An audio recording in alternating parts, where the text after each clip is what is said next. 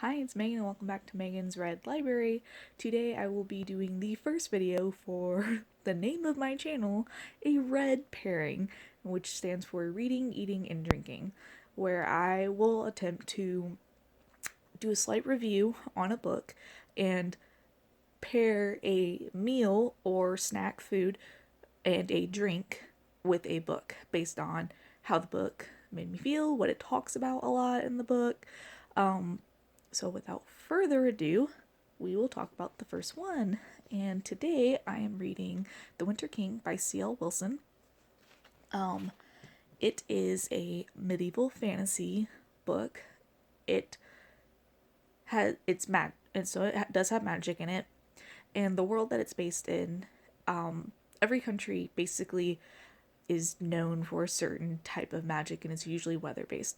So the first country that you're introduced to is Summerlee, and the royal line is the rose line. So all the heirs of the royal line have birthmarks on their inner wrist that are the shape of roses, and that's how you know somebody's a true heir.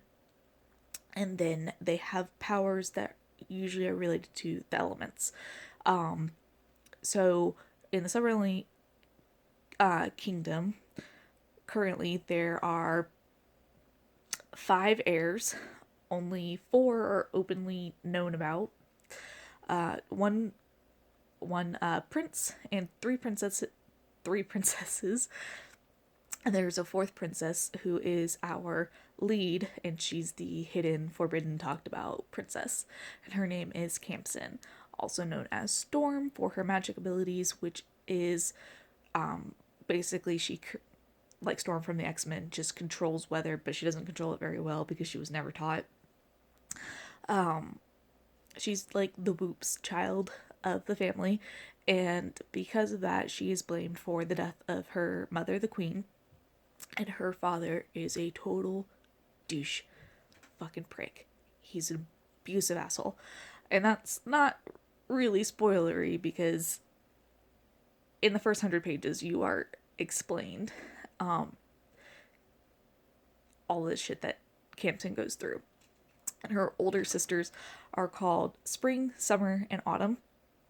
And they have powers that represent like why they get those names, but we never get explained like what their powers are specifically, just kind of like brief explanations of their personality.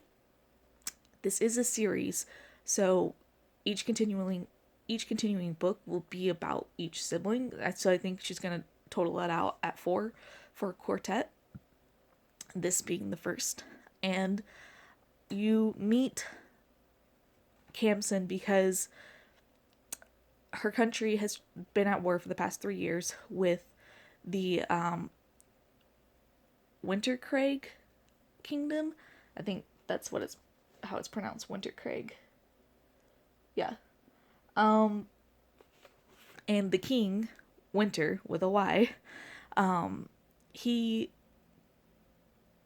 wins and decides that he will take a bride from one of the known 3 seasons, as they're called, so that he can punish the king of Summerlee. So I won't spoil why they go to war, but it's you feel sympathy for both sides, essentially. And so based on, I have read this book before, so I know exactly how it goes and how it ends, but it has been 4 years since I've read it. So I'll kind of cut it there.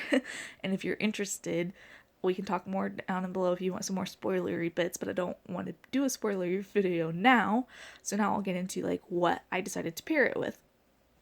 So I decided to make beef stew for multiple reasons, because it is very cold in Montana right now.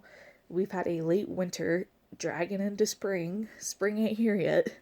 We're still getting late snows, and we just had one this week.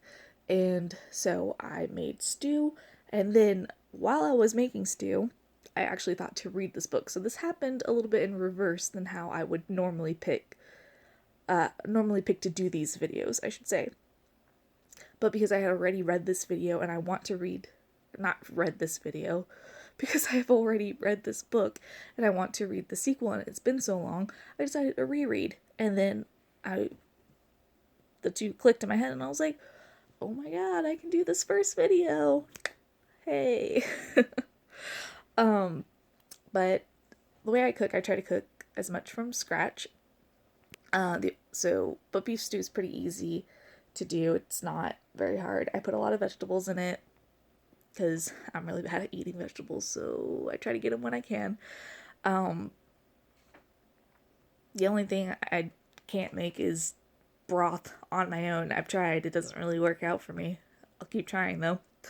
If you want to know like my actual recipes or any of that stuff, let me know down in the comments for future videos, or even for this if you like beef stew and want to try a different way of eating it.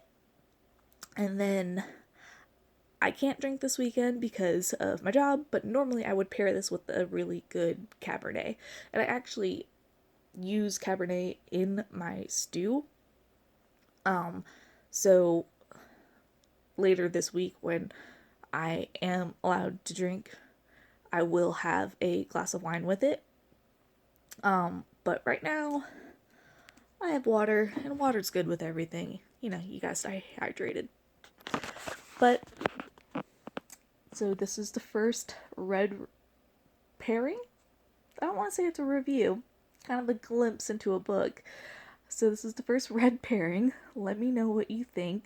I know it took like 2 months for me, almost 3 months for me to finally get these videos started, but I hope you enjoyed it.